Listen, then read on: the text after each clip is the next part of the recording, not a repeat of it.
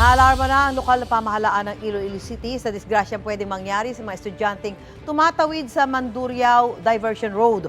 Huli kamang kanilang pag-jaywalk at pag-akyat pa sa metal barrier sa gitna ng kalsada. May unang balita live si Kim Salinas ng GMA Regional TV. Kim?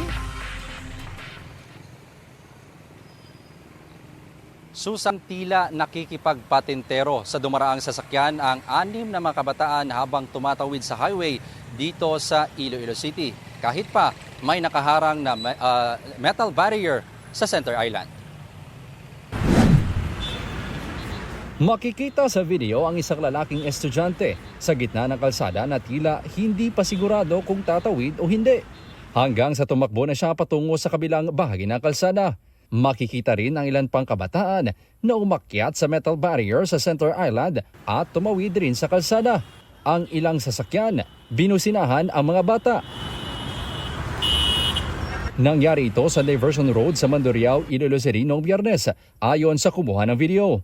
Ikinaalarma ito ng Iloilo City Traffic and Transportation Management Office. Maliwanag daw na paglabag ito sa Anti-Jaywalking Ordinance. Base sa Regulation Ordinance No. 2010-370, maaaring magmulta ng 50 pesos o mabilanggo ng hindi lalampas sa isang araw ang mahuhuling gumagawa nito. Naalarma gid kay nakita ninyo nga ang traffic na to na nagdulog. So meaning kung wala abi ato madiparahan, so this is really dapat ang orientation isigihon na ini naton. Ayon sa school principal, ang mga sangkot ay 5 grade 7 students at isang grade 8 student.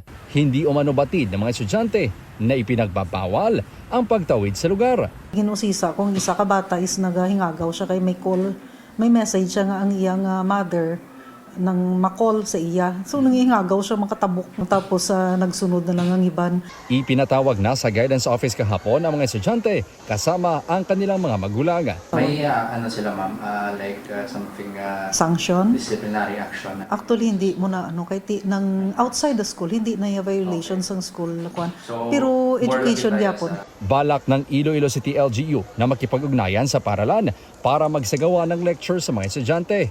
Pinag-aaralan na rin ang mas pinaigting na anti-jaywalking operation ng LGU.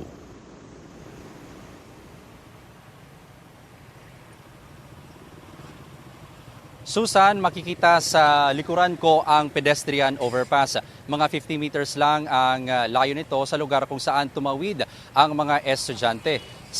Doon naman sa kabilang banda, may pedestrian lane din na pwede rin sana nilang magamit sa pagtawid sa highway. Samantala, tututukan ng Iloilo City TTMO ang iba pa kalsada sa lungsod kung saan kadalasang nilalabag ang anti-jaywalking ordinance. Susan? Maraming salamat, Kim Salinas ng GMA Regional TV.